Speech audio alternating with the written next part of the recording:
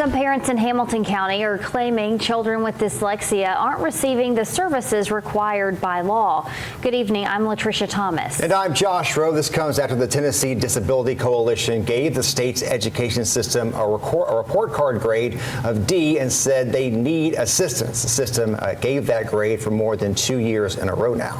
The coalition also reports that 45% of Tennessee teachers say they lacked the support for staff to teach students with disabilities. The News Channel 9's Ray Collado has more on what one parent told school board members about how the district is lacking. Ray.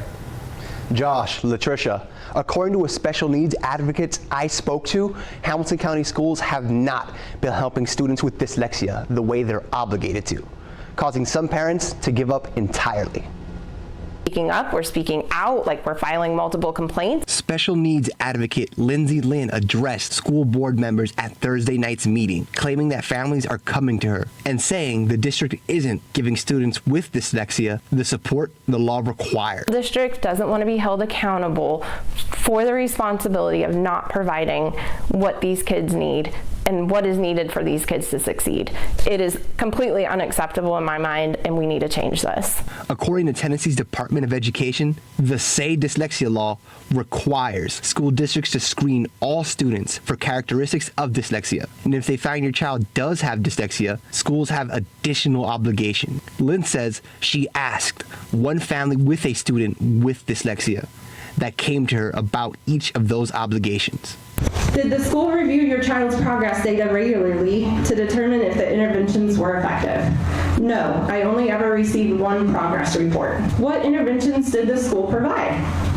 IEP read aloud for testing, extra time, no interventions at all that would assist a student with this diagnosis. Did the school send home updates about your child's progress approximately every 4.5 weeks? Never.